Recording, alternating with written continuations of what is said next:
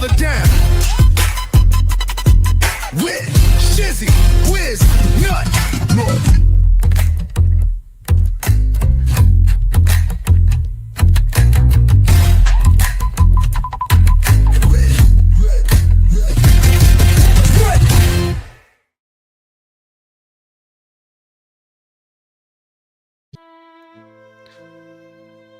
An open letter to Deuce Manskin. You're not a lawyer.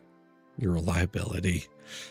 Let's make something abundantly clear from the jump. You don't belong in a courtroom. You don't belong behind a legal desk. Hell, after what you just pulled, I'm not convinced you belong anywhere near a copy of federal rules or civil procedure without adult supervision and a padded helmet. What you did in Hales v. Preston at all wasn't just malpractice. It wasn't a fumble or a lapse or even incompetence. It was willful, arrogant dereliction of duty. You took two clients already wobbling on the ropes and handed them a blindfold, a cigarette, and marched them straight into a judicial firing squad. You weren't defending them. You were setting their asses up. And now that the walls are closing in on you there, Bubbles, you're scrambling to pretend none of it's your fault. Save it, Bruce. You're not misunderstood. You're just unfit. Let's talk about that pro hoc vitae status you just lit on fire. You strutted into Florida federal court like some coastal hotshot, flashing your temporary pass like it made you bulletproof. What you really did was show everyone exactly why the pro hoc vitae process needs tighter vetting. You abused the privilege, you ignored the judge, you treated deadlines like suggestions and discovery like optional reading. Then when the heat got too real, you did what every other fucking coward like you does. You ran like a little bitch. You took that money and you ran. Guess what, Bruce? You're still on the hook.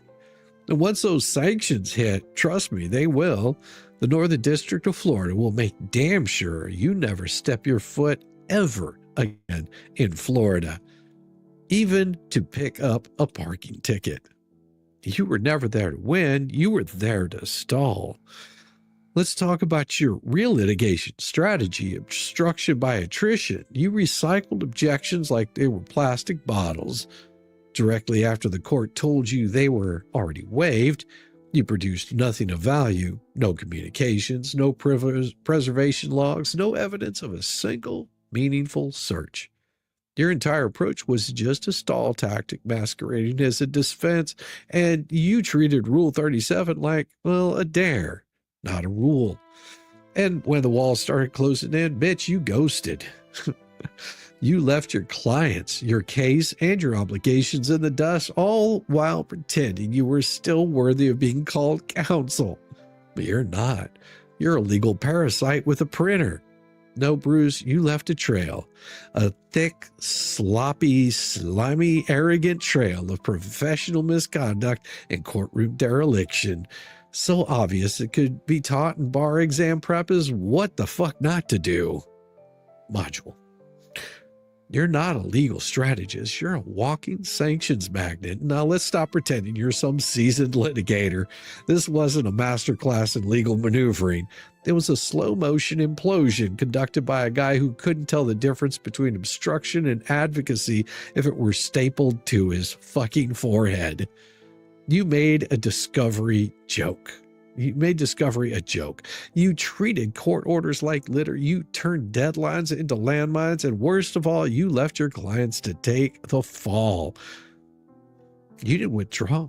You abandoned ship. And you didn't even toss them a goddamn life jacket. Isn't that nice of you, Bruce? If Preston had 1 ounce of legal sense left between those two brain cells that are competing for dominance, they would file a malpractice claim so hard it'd knock the dust off your Connecticut law license. And if the court's not already drafting sanctions order with your name on it, it's only because the clerk hasn't caught up to the bullshit paperwork. You don't deserve a bar card. You deserve a bench ban. So let's go ahead and prepare your disciplinary roadmap. Florida, you're done. Pro hoc privileges burned. Any future admission denied. You'll be lucky if they let you watch a hearing on Zoom once those sanctions come in. Connecticut, Massachusetts, bar complaints incoming. Don't blame YouTube lawyers when your own docket becomes a star witness against you. This isn't character assassination. This is consequence, bitch. Malpractice claims. Your clients were already stumbling. You just pushed them face first into a federal buzzsaw. Do you think that won't come up in a deposition? You think opposing counsel won't subpoena you when this goes sideways? You left a paper trail in negligence and arrogance. And once those sanctions drop, they are going to drop on you. You better hope you kept receipts of your E&O policy because the bill is coming due. Here's the final thought. You're not a victim, Bruce. You're the problem.